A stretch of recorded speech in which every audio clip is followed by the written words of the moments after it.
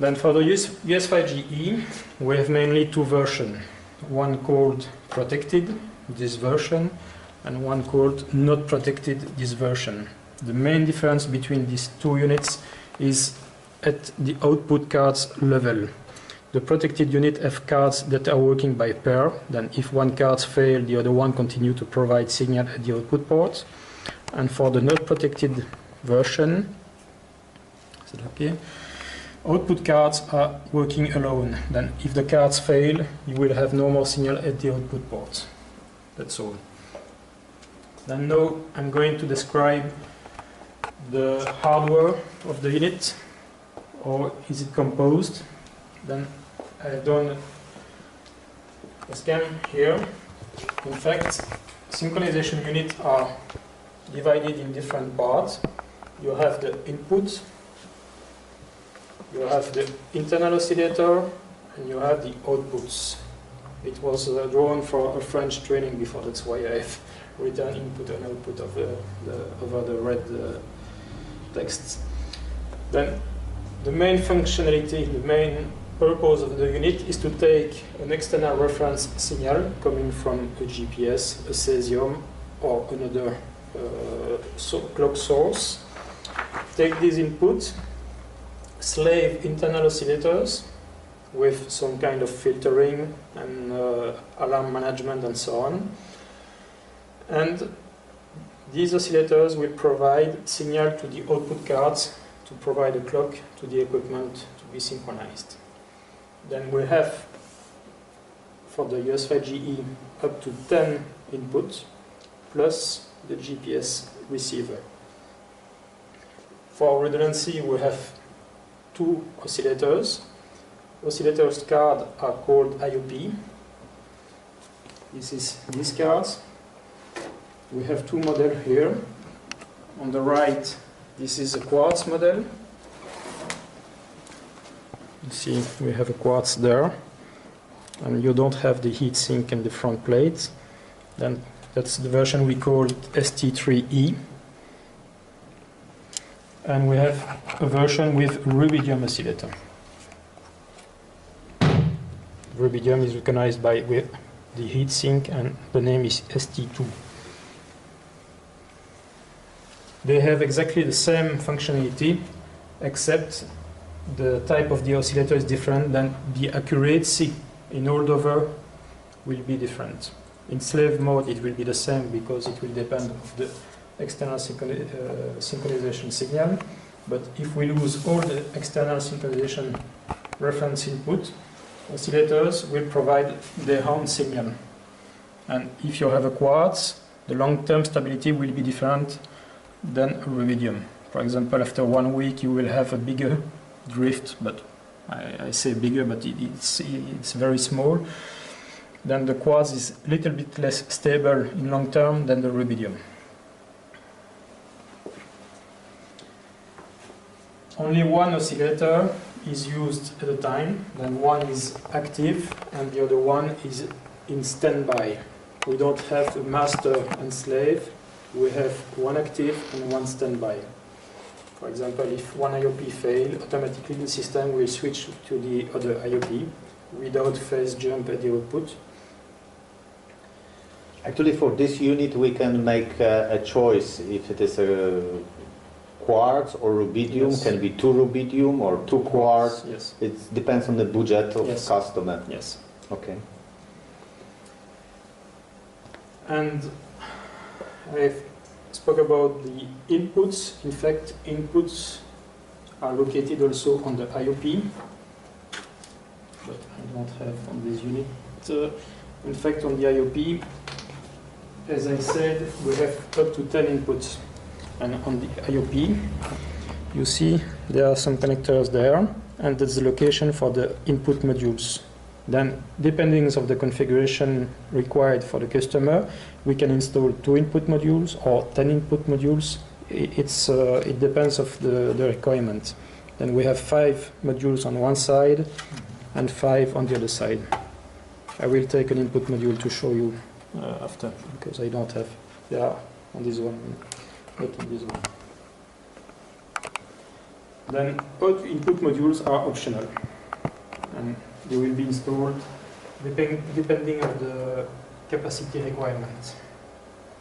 So actually, what's the purpose of having 10 input modules? Only one is coming at a time. The other one are waiting, or just? Yes. You may have multiple sources. For example, if you have a GPS, if you have a cesium, if you have a second cesium, for increasing the capacity, increasing the possibility of reconfiguration. If you have only one source, if you lose it, automatically the system will go on its own. Right. And if you have one GPS, one cesium, and second cesium, you will keep all the time the quality of at least one of this source. Right. What is typical practice for telecom? Because 10 is probably that's a maximum. Yes. 3, 4? It depends of what the customer have. We have, for example, most of the customers have a cesium. I'm speaking about the big ones, because the cesium is very expensive. Mm-hmm. And if they have a cesium, they use it as priority 1 external reference clock. If I have a GPS, they connect it, but it's the 11th input. Well, I would say, but if I go back to the network,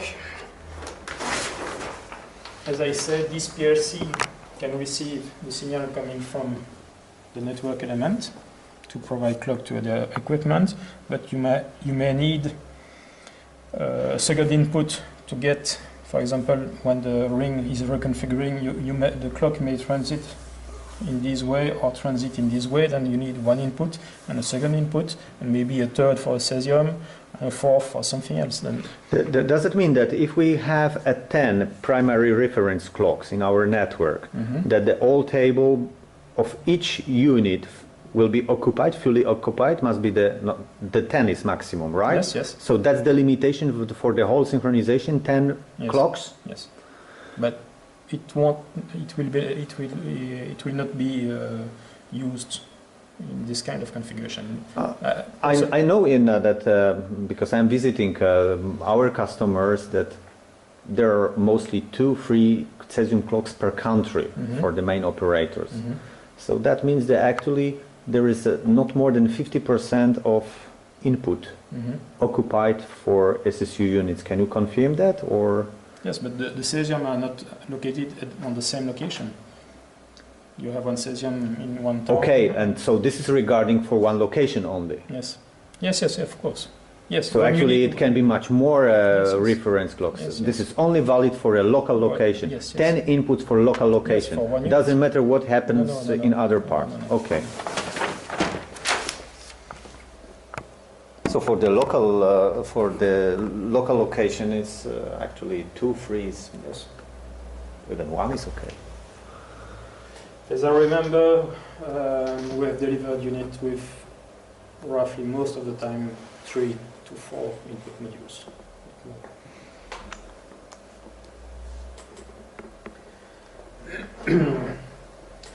Then IOP are using one of the synchronization reference input to slave the internal oscillator. This means that the frequency of the internal oscillator will follow the frequency of the selected synchronization reference input with filtering. In fact, that's quite simple, this representation, but inside the card we have a CPU with computing. We measure the signal. We have some FIFO buffers to sample the quality of the external reference input to detect if something is going wrong before using this frequency to transfer to the output cards. For example, if you have a big frequency phase, a big frequency jump, for example, on one used synchronization input, the system will be able to detect that before transferring this information to the output, and automatically the input will be discarded and another one will be used. But I will explain more in details after. That's quite simple. Then one oscillator is active, the other one is in standby. Oscillators are providing signal to the output cards. Then we have internal switch in the output cards, in the electronics. In fact, the cards receive signal coming from both IOP. And depending of which IOP is active, the cards will amplify the signal coming from the active oscillator, or that's all. If one fails, automatically the system will reconfigure and the second oscillator will be selected to provide signal to the output card. That's the redundancy of the oscillator. And during reconfiguration, you will never have a phase jump at the output, because oscillators are slaved on the external reference input, but they are also slaved between them. This means this one always, for example, this one is active, this one will follow also the frequency of the external reference input, but will be in phase with this one. Then when we switch from one to the other one, no phase jump at the output. That's very important for the synchronization.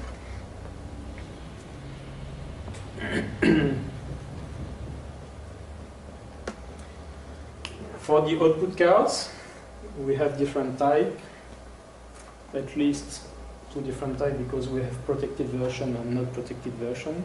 The cards are different, but we also have cards with 20 output ports and 40 output ports.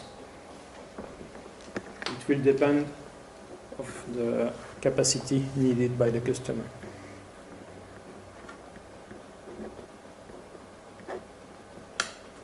And you see on the extractor you have a label NPO, not protected output 20.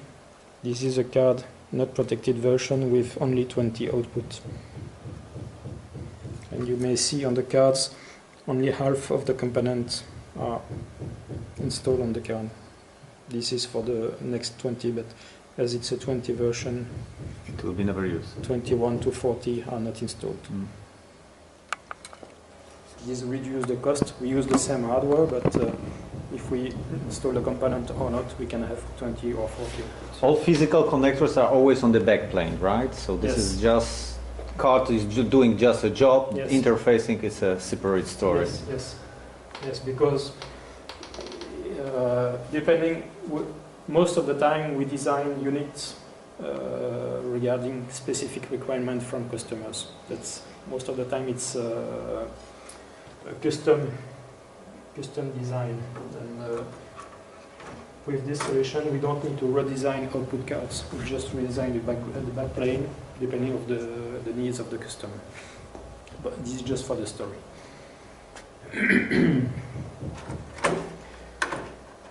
Then on the protected version of the US5GE, as I said, cards are working by pair. Then the two first are for output from 1 to 40, let's say 40, if we have 40 output ports. And protected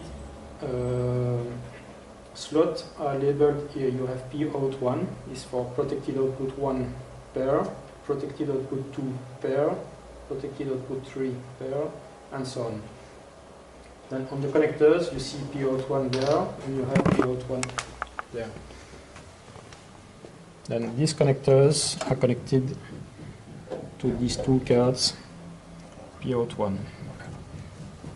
You have the same for P out 2, P out 3, and P out 4. P out 1, P out 2, P out 3, P out 4. And as the maximum capacity of an output card is 40, you have 4 connectors with 10 output per connector. These connectors are for symmetrical connection, 120 ohm. So actually only pair is used, right? Yes. But we have adapters, and you connect a cable with sub-D25 between the unit and the adapters, and we can have 1656 connectors if they need. One question. Why this sub connector? Is it a standard? Are any connectors in use for that? It's robust, solid, and with good contacts, quite cheap, I would say. And yes. And those parts here, how they are assign it? I mean, there are numbers from 1 till, this is 25, yes, right? that's written in the documentation. We have a table with the pinout of the connectors. Then the pairs are, it's 1, 14, 2, 15, 3, 16, and so on. So horizontally Yes, oriented. vertically, like that. Vertically, yeah, Yes. sure. Sorry. Yeah. But I don't remember which one is the one. It's written on the connectors. But, yes. That was the connectors for the protected version. For the not protected, it's a little bit different. You have one output card labeled 1 to up to 8, and you have connectors labeled 1 to 10, 11 to 20 for the first card, and after that you have 1 to 10 to 11 to 20 for the second, you see, and so on. And output 21 to 30 and 31 to 40 are located under there. Okay. This was designed like that because the not protected version can also use specific output cards with 20 output and also on the same card 20 input to monitor the synchronized equipment. Are actually the not protected cards the same as protected, but you just use 2 unprotected to... No, there is also different Yes. in hardware implementation. Yes. You can't put... You can use a not protected in a protected version, but only place one card in the slot and you will have an alarm because the card is working in not protected mode. And normally the system is... So actually the idea is not for modularity, the idea is also to have completely different functionality, yes, to not redundancy. customer mismatch those two things. Yes. And the protected is to have a full redundancy in the system. Some customers don't care about redundancy at the output ports, and in this case we use this version. France Telecom is using this kind of unit. Because they use not protected. Yes, because they use the functionality with feedback. The feedback is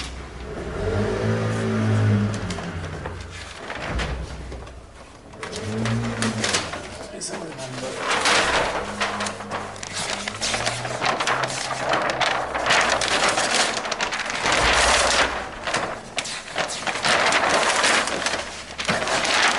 I don't remember. It's not. Where's my pen? The feedback functionality, for example, you have the PLC there, providing a clock to this network element. This means the internal oscillator in this network element will follow the frequency of the reference. With the feedback monitoring output card, we have the possibility. In fact, on the SDH we call this input T3, and we also have an output port called T4. And the T4 is the clock signal of the internal oscillator. We take this signal and we connect it back to the FBM card, feedback monitoring, and we can monitor the frequency of this oscillator. And we can verify that this oscillator is correctly slaved by the PLC. You see the purpose? Yeah, this means actually you are monitoring online the performance of the oscillator. Yes. So if something goes wrong, the software of this unit will show something goes wrong with the oscillator, please replace the card. So there is no sense to use. But it may be two. It may be also a result of reconfiguration. For example, if this unit use another clock that is not very accurate, the frequency of this one will not be the same than this one, and you will see the drift here. This may be a failure, or this may be a bad configuration of the equipment, for example. But you will see that something is wrong. And you cannot do it for the protected, the No. same thing? No. Only not protected, because the protected version doesn't have feedback monitoring input. Only the not protected. The feedback monitoring makes sense for me. I mean, especially if the network is very much complicated, it makes sense. Yes. Okay.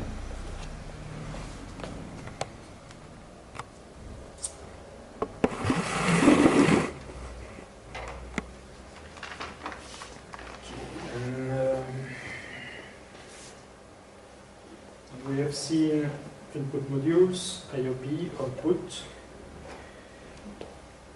Each of these cards, I would say most of the cards in the system have its own CPU with its own software. But all the cards in the system are managed by the communication cards, this one. These cards communicate with IOP, communicate with output cards, communicate with input modules also. This card is the interface between external world and the unit. This card contains a database with the configuration of the system when you set active or in service or out of service, output port, input, and so on. Everything is stored in the database on this card. That's stored in a flash. That is, it's a non-volatile memory. If you remove the card and you put it back, you will keep all the parameters. And we also have a copy of the database in the IOP cards.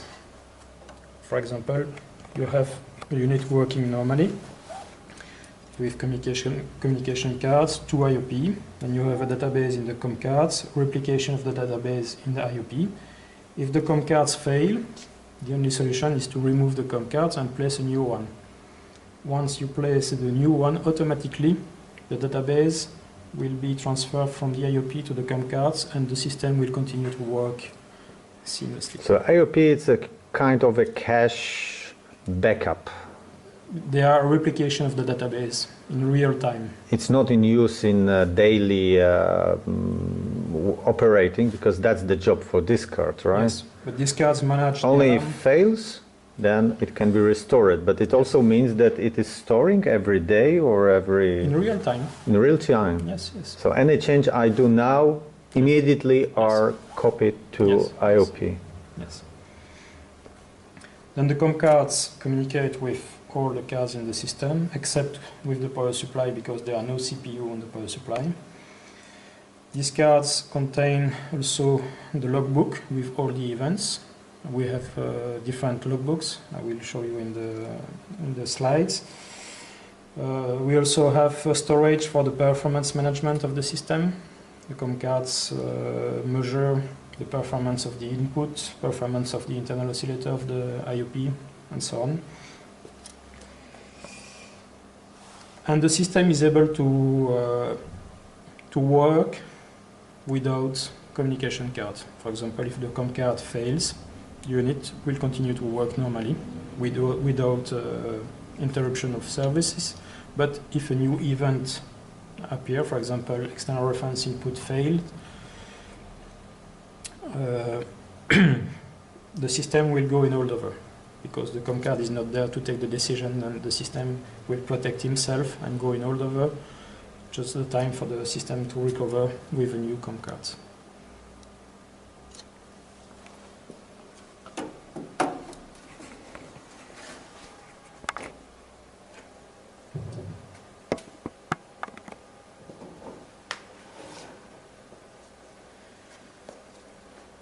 To manage the unit, we have different possibilities.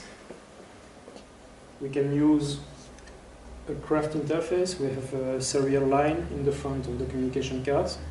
It's a RS232, and we use a standard terminal or laptop with a hyper terminal or something like that. And the protocol used on this interface is the TL1 protocol. It comes from the US. In the US, all the transmission equipment use TL1. It's a universal protocol. It's a transaction language 1. I don't know why they call it like that. And this protocol is universal and use a specific dictionary depending on the equipment. You will have parameters defined regarding the equipment. in fact, they have used that to be compatible with a lot of kind of equipment.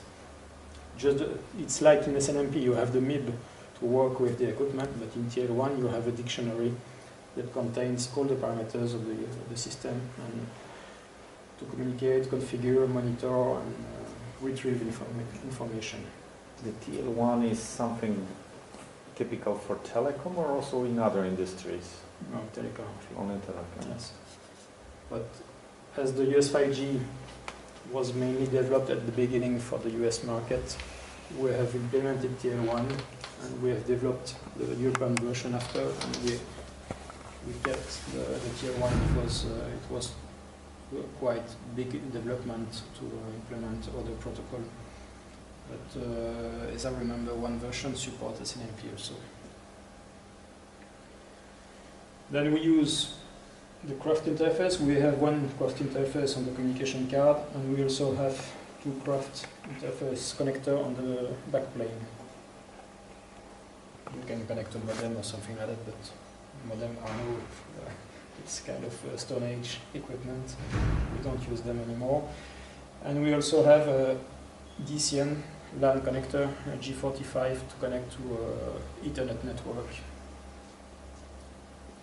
And this connector also use TL1 protocol over a telnet session, for example, or socket connection with the management system.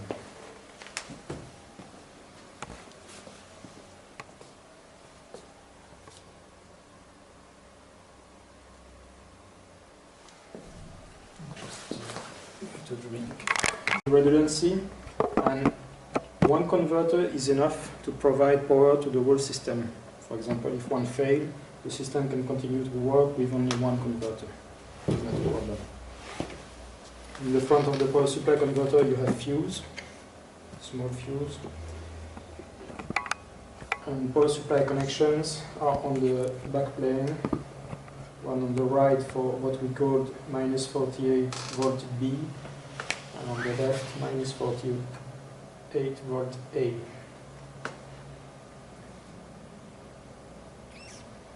Then, if you need to install the unit in a chassis in a rack,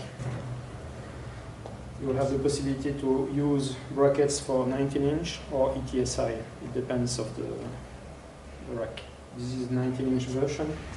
You just have to remove 4 screws on the side and place a new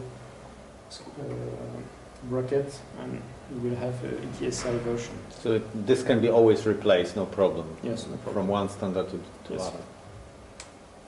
The equipment is delivered with two sets of brackets, one for 19-inch and one for ETSI. It's a 21 or 23-inch. All the cards in the system are hot pluggable, then you can remove them and place them with the system running. That's a minimum for the redundancy. Then you don't need to switch off everything to remove a card. That's nonsense.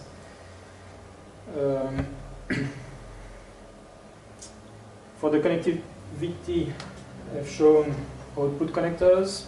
In this area you have input connectors for symmetrical or asymmetrical. We have some connectors there. They are used, for example, connecting an expansion shelf. For the protected version, if we take output cards with 40 output, we have 1, 2, 3, 4 times 40 output. This means 160 output.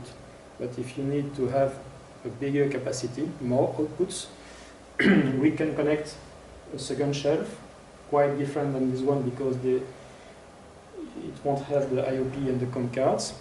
And with umbilical cables, we have connection between the main shelf and the expansion. And these cables transport clocks and communication.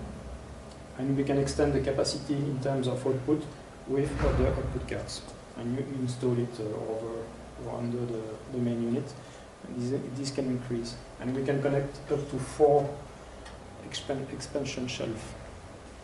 This means, in the case of the expansion, we have 8 protected output perf card. This means 320 output per expansion.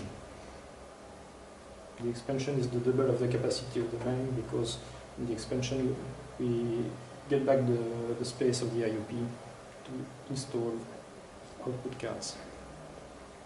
That's clear? Then the maximum capacity of one ES5G is 3 times 320 output plus 160. This is a big configuration. This really must be for huge network. Yes, in the US we have installed such configuration at AT&T premises in Los Angeles and other places, because they have big centers and everything is synchronized, but they use a different topology.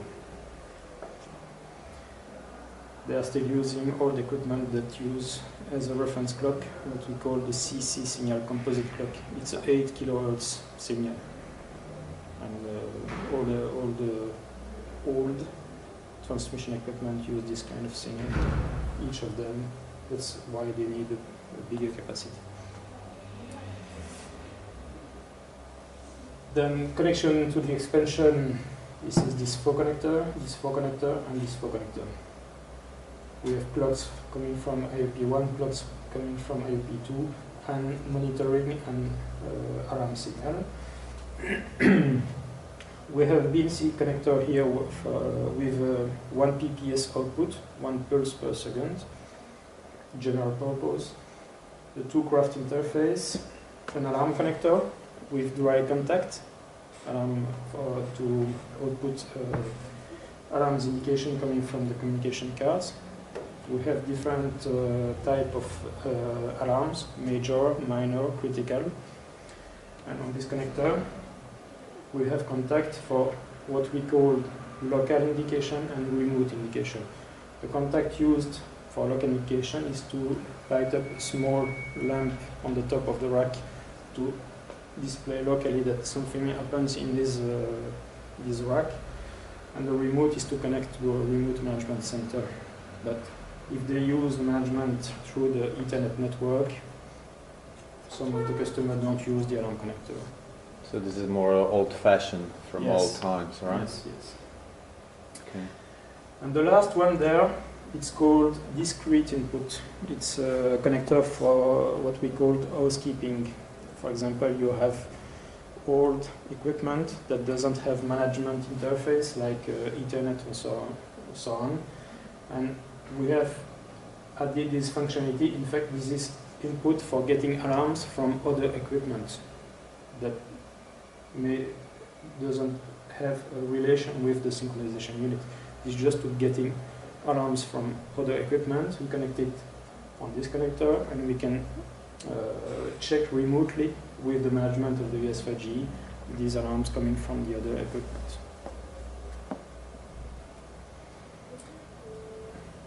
And last, connectors, these 2 locations, they are used for the GPS receiver of the ES5G. And we have different modules. Then GPS1, GPS2. Then that's regular modules with lock screw, sorry. And we have different type of modules. We have one called GPS receiver. This module contains the GPS receiver, the real GPS receiver module. But sometimes, if you have some expertise in GPS receiver, you know that the cable length can't be infinite because you have a loss of signal over the cable length. And sometimes some customers have big buildings and they need to have a long cable run. And if I take an example with an antenna with 25 dB gain, with an LG59 cable type, the cable length will be around 20 to 25 meters, not more, because attenuation will be too big and the GPS won't work normally. In this case, we have developed a small box called antenna converter. And in this case, the GPS receiver is installed in the antenna converter, and this antenna converter is installed as close as possible from the antenna. And this box have two connectors, one connected to the antenna and the other one connected to another modules called GPS converter, like this one. In this case, that's kind of a frequency converter. We step down the frequency. We use, in fact, we don't transfer the GPS signal, but we transfer one PPS signal and communication to communicate with the GPS receiver. And in this case, the cable distance between the converter and the unit can be up to 300 meters. We know that. I mean, we are doing the same, a bit different. You said 300 meters is a limitation, so what kind of frequency are you actually? Maximum is 60 megahertz. 60 megahertz. We are even going down in our technology to RS485 with PPS, which is of course the most important part to keep the accuracy. And we get a distance for 1 kilometer. For standard Ethernet STP UTP category 5 cable. And I was telling this to Jean when we were driving. I assume that your hardware is mostly installed by experienced people. I mean, people who have been trained, educated for that.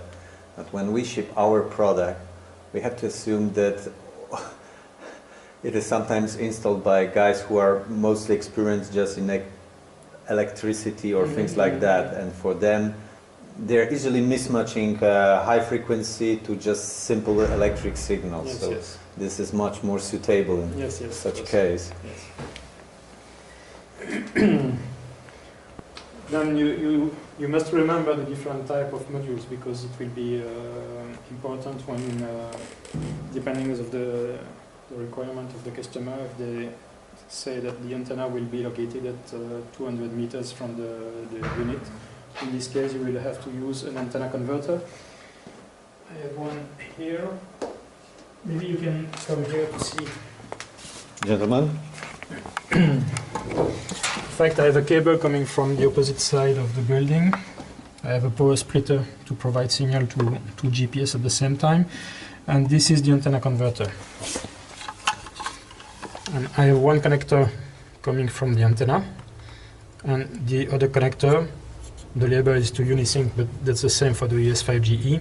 And on this connector, we have the stepped down frequency signal, 60 megahertz, and FSK signal for the communication.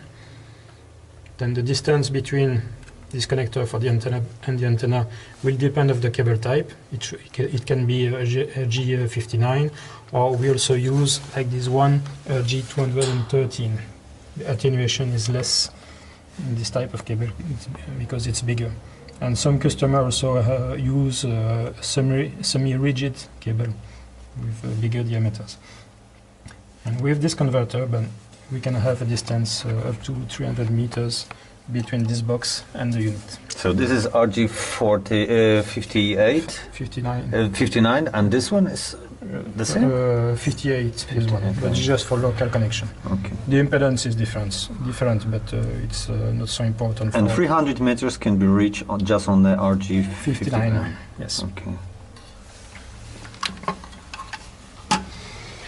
Then in this case we have antenna, the antenna converter box, and if we use the antenna converter box, we must use in the ES5GE the GPS converter, not the GPS receiver. Sure. There are big difference between them, and if you make a mistake, you may destroy the antenna, because this one provides 5 volts for the antenna, but this one provides 24 volts to supply the antenna converter. There's a reason why there are warning on the label. And this is the only source for PPS signals, because all other are frequency signals.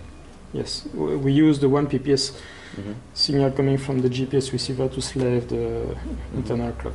We don't have one PPS input. It is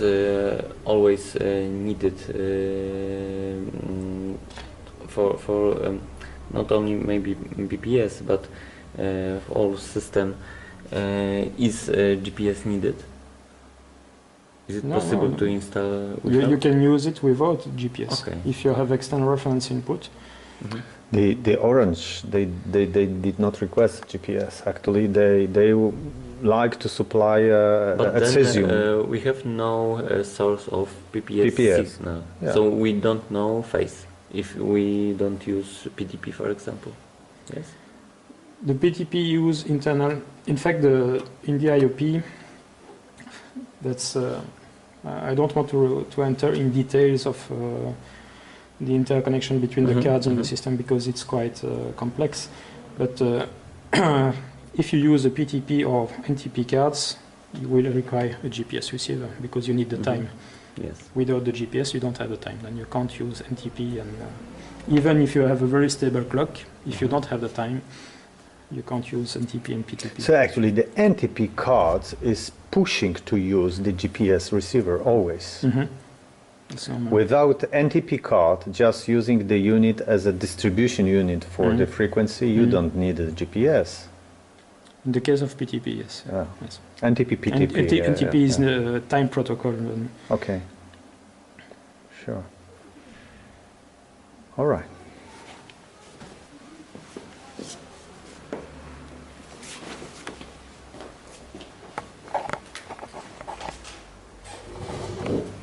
And since we are talking about the GPS, what kind of antenna? Is it a bullet antenna?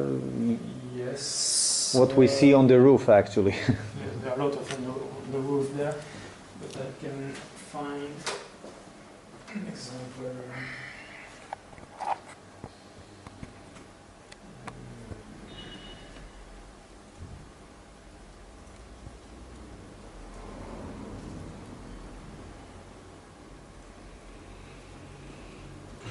This kind of antenna, for example. Oops. Yes, it's a small antenna with maybe 12 to 13 centimeters diameter. And we use different antenna because depending on the configuration, we have different gain.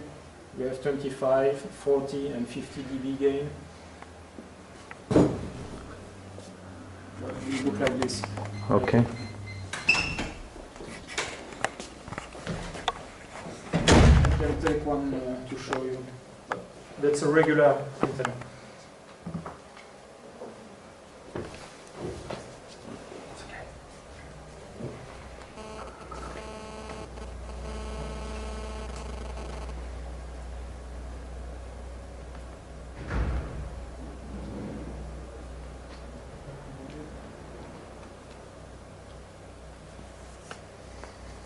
But for the installation of the GPS and so on, we have drawings and procedure, and we provide connectors, cables, and instruction to connect everything.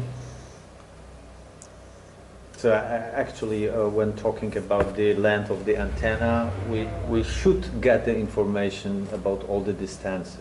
Yes, of course. Because we provide the cable, the connectors, and depending of the building, you may need. Je crois qu'on a des kits, hein, genre. De quoi? We provide GPS kit with distance up to 100 meters, Yes, exactly. up to 200 meters, 300 meters, and so on. It's up to you to install the cable, cut it if needed, and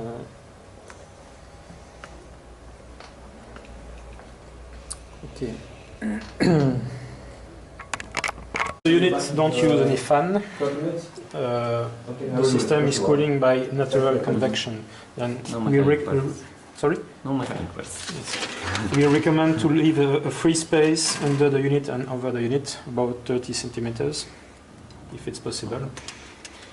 And then, depending on the rack, we use 19-inch bracket or ETSI. The power supply connectors, power supply source are connected on the left side for the A and on the right side for the B, there. Then as in most of the telecommunication company, the positive voltage is grounded. Most of the time this is the case. but we have a connection for the frame ground there to connect the house. G. Then you install the unit, you fix it with screws in the rack, connect the power supply, connect the output depending of how many outputs card you are going to use. Eventually connect the inputs, but this is for the not protected unit.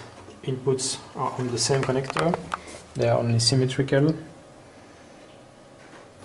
Then you have SUBD25 with 10 inputs. On the protected version it's 10 separate connectors. You remember this one?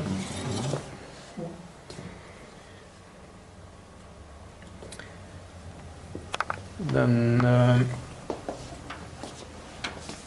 this is something we haven't resolved, Jean.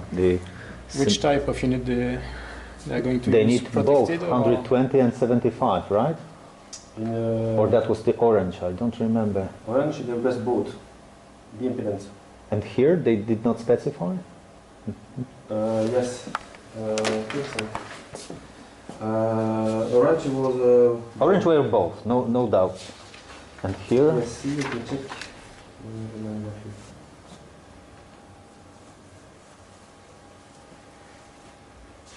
I don't see impedance.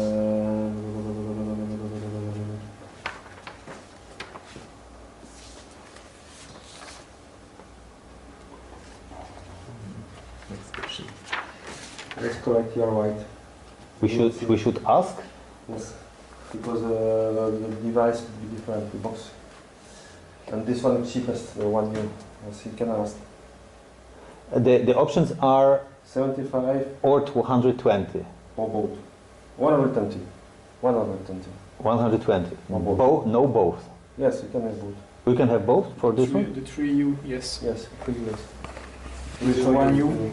With 1U you have to make a choice. No, with 1U it's 120. 120. And Only. if you need 35, it's 3U, but in that case it's the impedance. It's both. That's important question. Yes. Check. The rack is the same, the background, the backplane is different. I'm going to take the impedance to show you. The input you have symmetrical with SUBD9, asymmetrical with 1656 for the two inputs. And for the output, you have 12 connectors asymmetrical, 75 ohms, or the SUBD25 for symmetrical, 120. Okay, and this is exactly the place for the Yes, same unit. the chassis is the same, the backplane is different. Mm-hmm. Okay, good. You have all the possibility for about impedance here.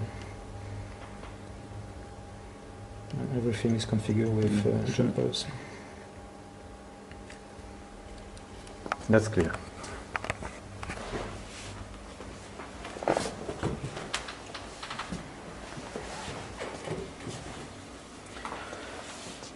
Okay.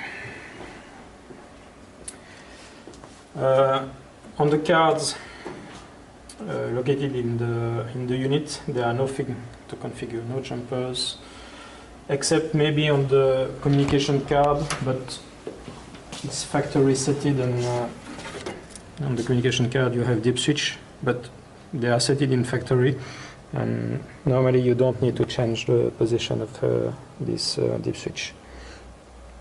Then you install the shelf, you put the cards, you power on, and it's running. That's quite simple. Too simple. Yes.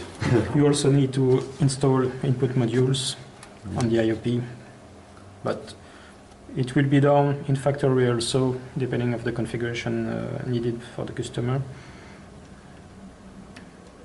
Due to the fact that everything is tested in factory before departure. And you can see on the IOP you have labels here, input 1, input 2, 3, 4, 5. That's the location of the input module for input 1 and so on. And you have a label to know where to put the input modules. I know the connectors. This one? Yeah, there's from Soundtech. Yes. Then you know that you have to take care when you insert. We don't have problem. We know how to handle these connectors. And for inserting the cards in the shelf, we use extractors. And as we use high density connectors, I think the insertion force is around 8 grams per contact, but we have around 300 contacts, and it may be quite hard. Then you have to place the extractors, the bottom one down and the upper one up, and push on the cards and use it to firmly insert the IOP in the rack, in the shelf. Same.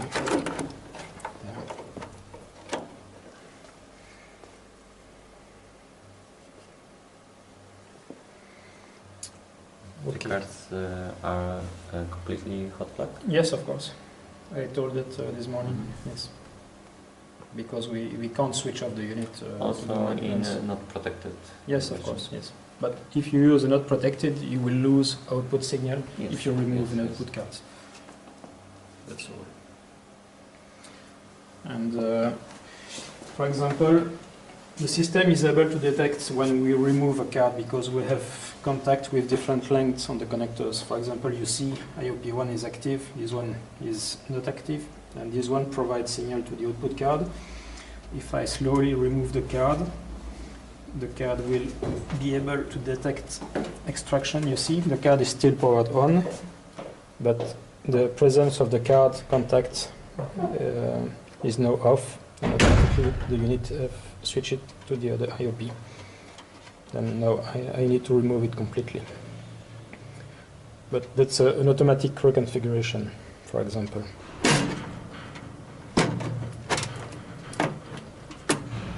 Okay, I have a Christmas tree. For a few seconds. Yes, that's normal. When you switch on the unit for the first time, the IOP cards have to warm up for 30 minutes. That's the warm-up of the internal oscillator. We got some status indication for that. A warm-up that will that will burn for 30 minutes. Yeah, or like that. No? Yes. And then it will go down. Yes. After you will get acquire and locked. So during installation, we need to be patient and we need to preserve at least 30 minutes. 1 day per node.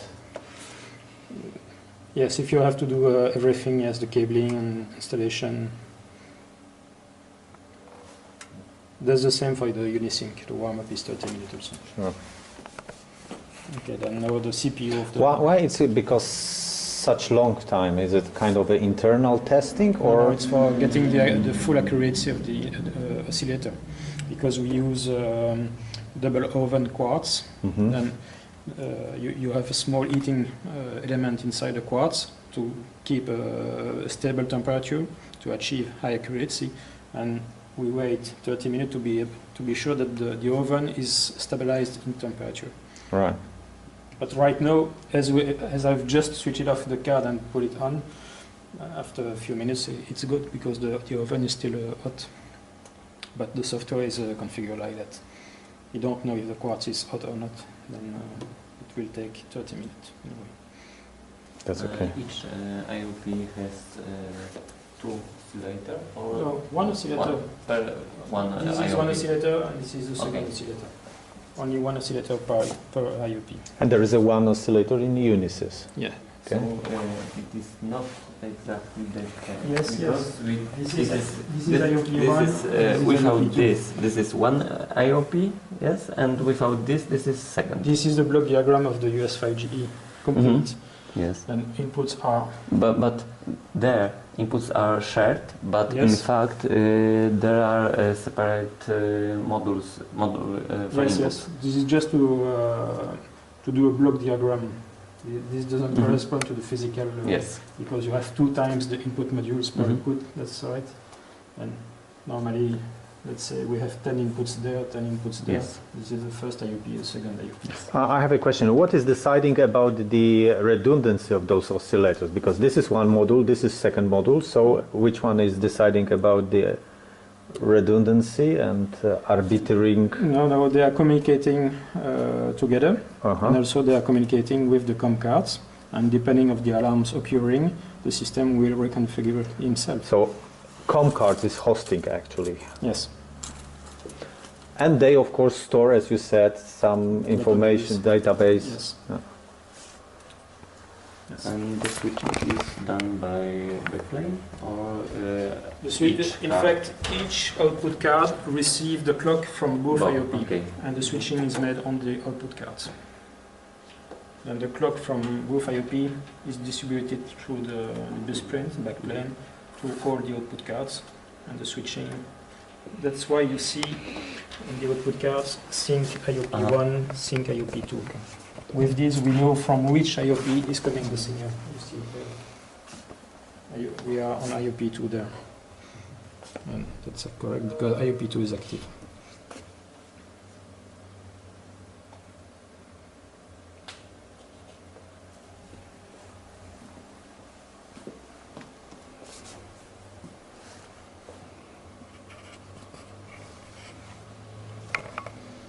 Okay, now I can show you how to manage the unit with the graphical user interface.